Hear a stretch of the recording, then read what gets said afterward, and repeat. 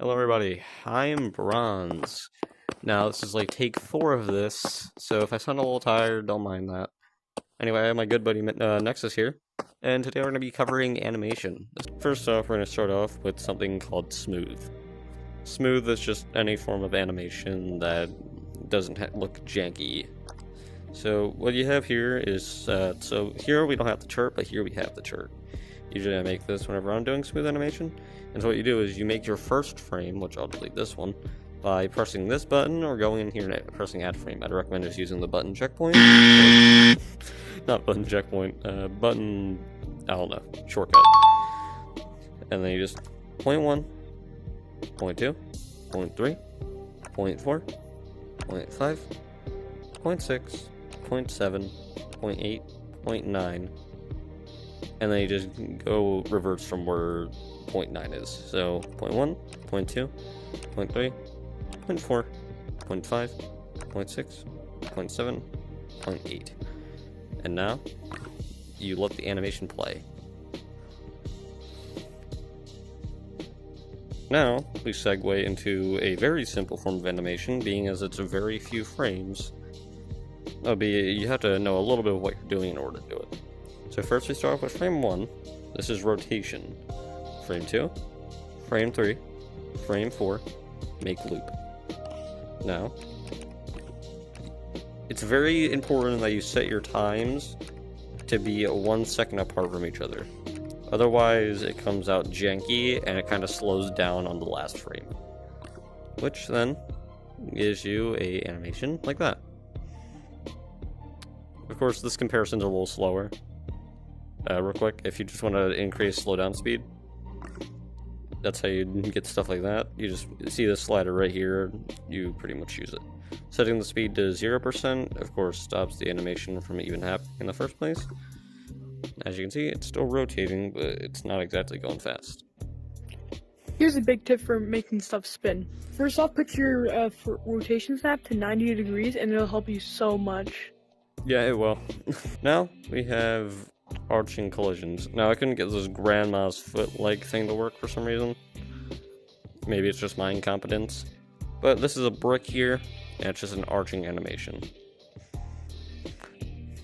Now, we just kind of...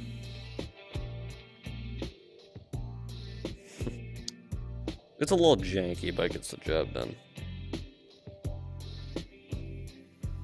See, it's very simple, because all you do is you take the brick, 1 frame, 2 frame, have a weight frame, which I'll actually show you how to do weight frames right now. So, a weight frame is where you take the first frame, and then you copy that over, you don't change it, and then you set a timer for 5, 10, or some other time, which pretty much stops the object from moving until you command it in the next frame. Just let me turn my grid snap off.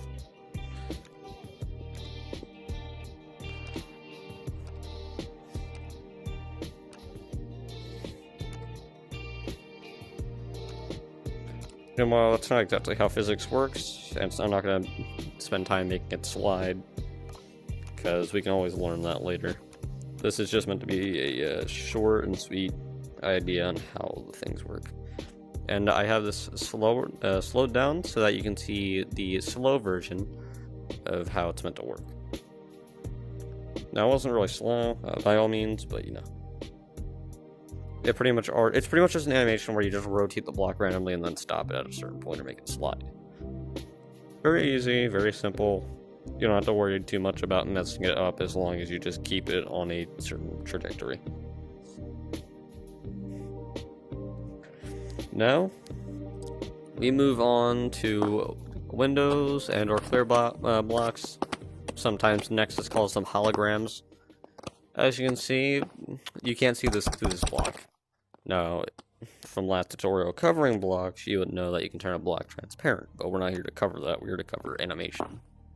And so, how this animation works is, it's actually very similar to another form of animation, in which we will be covering very, very soon. This is... we go in here, and we just take the block here. We set this to 0. Now, I'm a little foggy on this, so I might mess this up on the first few times. I'll just speed up the video if I do. Now, we go in, and then we just kind of lift this block up until it's actually, well, let's put it into the actual ground. Now what we do is we set that to 0 and that to 0.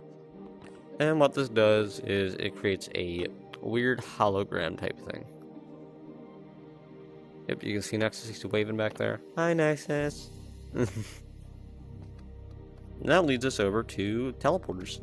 Teleporters are very similar, being as they're the exact same animation, except you just walk on it. So, it seems I didn't end the animation from the original take. But, so we have a block here. You set this to 0. Then, we put it right here. Make 2 frames of that. And then we set those to 0. Don't worry about making a loop frame, it doesn't matter because they go back and forth so fast it's unnoticeable to the human eye. And then... oh, dang. Maybe I messed it up. I don't know. But it's more likely to meant to do that. No, I did it right.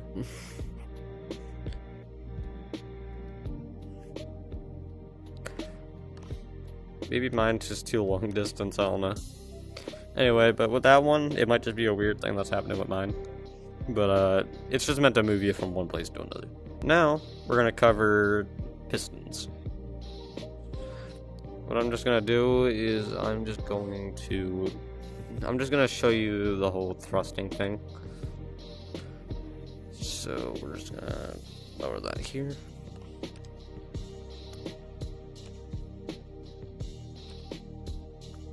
And then a key note here is that, so there's a frame where it's slightly higher than this frame. Then you return to that frame.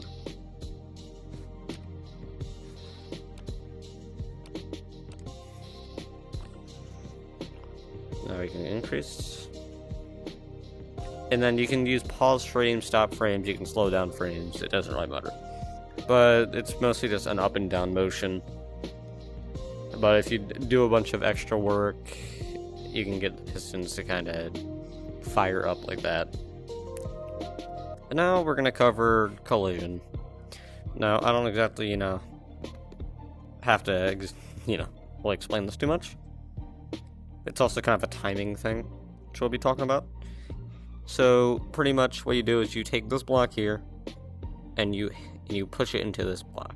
This block will be stationary for the first frame of the animation, but it's pretty much a sliding animation, kind of like smooth slide over here. And then what you do is you take the point in which you take the time frame in which the block has collided here, which I'm actually gonna make a demonstration here.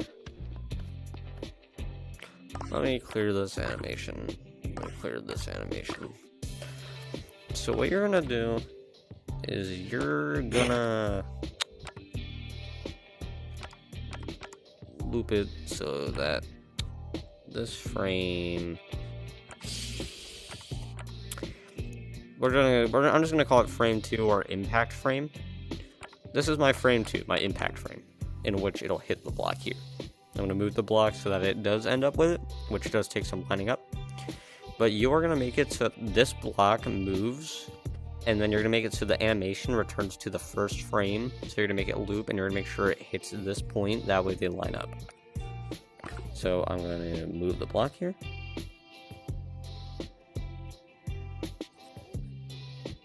Alright, that's good enough. 22.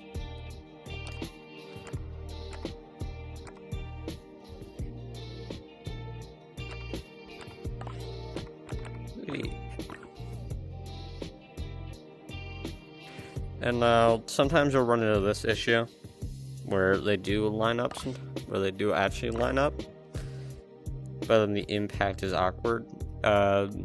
If you've seen my first tutorial with menus and sliders, you just have to go in here and reopen the map. It's just the thing that happens with animations sometimes. Now, funnily enough, we do have one more thing we can show you, which is kind of like another form of teleporters.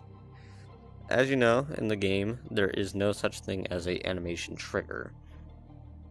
You can't trigger a new animation. But you can make it seem like you did. By duplicating a room and then taking one of the walls here, what you can do is you can take a wooden block here, and what you do is you animate it to where it's 5 seconds, or any time frame that you want for that matter. Then 501, what you want to move the block this way, I'm just going to update frame. Then you set that to 8. I'm just using time frames here. You can set these to whatever time you want.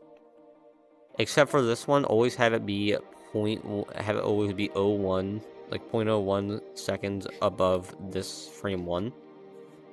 And then don't put a loop frame, because then it'll make the frame do some weird stuff. Just set it so that these two are always here. Then what you want to do is you want to take this wall here, and I'm going to set this to 499. Then I'm going to move this up and update this frame. That's 502. And then I'm going to return to this frame, 503. And then 8. And now what this will do is it'll kind of give the illusion that you're teleporting. And or it'll give the illusion that you never teleported at all and you just grabbed onto like a selection thing. You see this very commonly whenever players are trying to do like open door things with buttons, but you know, you can't sync animations in a way where it makes it feel like you're doing a button press, so you have to do the next best thing. But anyway, that will cover the entirety of the animation tutorial thing. Do you have any final words, Nexus? No, I don't think so. Yeah, I might make an advanced video about animations, but yeah. Yeah. So it's pretty much just a, I'll link Nexus's channel, and then, like, the channel, whatever the video description. And yeah, that's all. See you guys later. Bye-bye.